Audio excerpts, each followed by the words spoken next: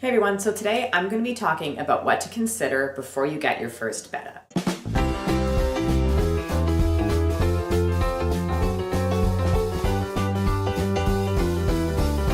There are lots of things at different stages of life that you might want to think about whether or not you can handle a betta. So with that said, let's get right into it. So the first thing you want to think about is just permission.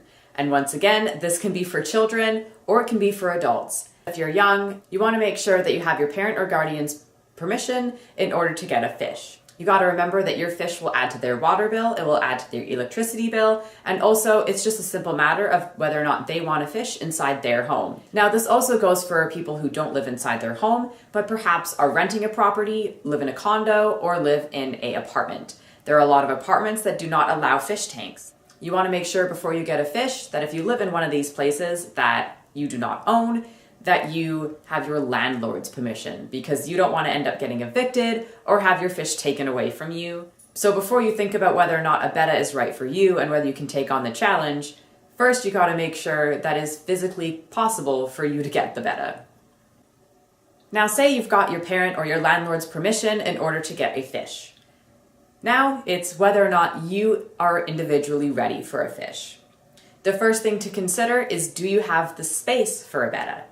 Bettas, generally, the minimum tank size that is accepted among most fish keepers is 2.5 gallons or more. Generally, 2.5 gallon tank is about maybe a foot in length, so you want to make sure that you have the spot for this. You want to make sure that you have a spot where it's accessible to a plug. You want to make sure that wherever it is, it's not going to get bumped. If you have young children, you want to make sure that they won't be accessing it, that they can't touch it or play with it or put their hands in the tank and harm themselves or the fish. So you want to make sure that you have the space and an appropriate space to put your fish. Now, the next thing that I'm going to say is money. Fish are not cheap. It's not a one-time cost. There are also ongoing costs, and there are also some hidden costs that might not occur to you when you initially go and buy your fish. Now I'm going to start with talking about the more hidden costs that you might not think of, and then I'll talk about the more obvious ones. So the first thing that I'm going to say is, like I mentioned earlier, is a fish will impact your water and your electricity bill. Having the water and having to do the water changes will require more water being used, which of course in turn will raise your water bill. And also having the pump, filter, heater, lights, whatever you got in your tank running, will of course use your electricity and will raise your electricity bill. So you got to make sure that you have the leeway for your bill to possibly rise. Now the second cost that is ongoing and you might not think of is simply food and water supplies. Of course, the fish will eat the food and you'll have to buy more. It's not a one-time thing, as well as water conditioner. Water conditioner, you go through it and then you're going to need to buy more. That is an ongoing cost and it does add up.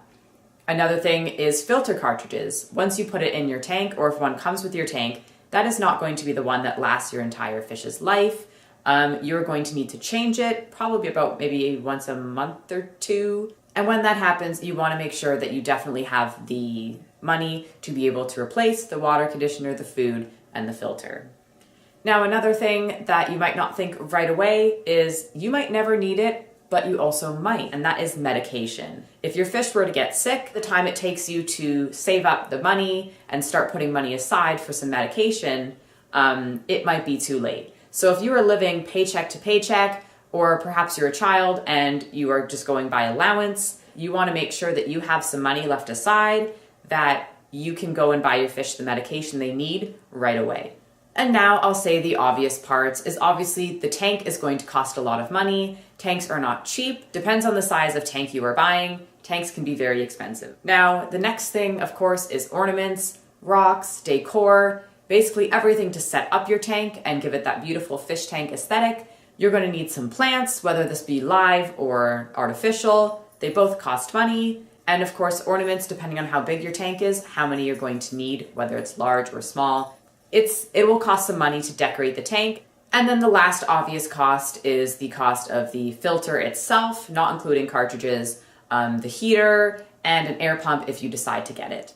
If your light comes separately, does not come with the tank, you're also going to need to buy that. So that being said, those are some costs that you have to think of, and Therefore, you really have to think about your financial situation before you take on a fish, because fish may be cheaper than a dog, but they're certainly not cheap. Now, the next thing that you have to think of is the amount of work that it is. You do have to feed it, you have to do water changes once a week, you might have to do a lot of attention to a fish if it gets sick. If you don't have a lot of time on your hands, personally, I'm in university and I can barely handle tanks during exam time. So you want to make sure that you have the time and the energy as well, and even just the dedication to put up with all of the work. If sitting around and cleaning a tank is not how you want to spend your weekend off school or off work, then maybe you should think about that before you get a fish, because once you put the water in the tank, that's not it. There's ongoing maintenance and everything that you have to do. So you really have to keep that in mind as well, of whether or not you want to take that on. Now, the last thing that I'm going to bring up is just lifespan. This cannot be an impulse buy. I'm sure a lot of you that would be watching this video on Betta Care are not going to be impulse buying a fish, otherwise why would you be watching this video? A lot of people say that their fish only lived a week, but unfortunately that means that the fish was not healthy or properly cared for, as this pet will live 3 to 5 years, sometimes more. So when you decide your current situation, when you decide to get a fish, you also have to think what your current situation will be in the next 5 years. You got to think about your current situation now and what it's going to be like for the entire duration of your fish's life, because it is not fair to give your fish an amazing life the first year and then put it on the back burner for the remaining 3. It is a living creature, it is not a toy, so you can't really get bored of it.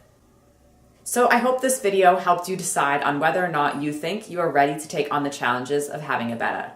You really want to make sure that you do all of your research, make sure you know the tank size, make sure you know the space, the financial cost, your living conditions in the future, what the fish needs individually, because this video is not covering Betta Care. I do have a video on Betta Care, which I'll put in the iCard so you can check that out. However, that is one thing that you want to keep in mind. It is okay to admit that you cannot handle a Betta.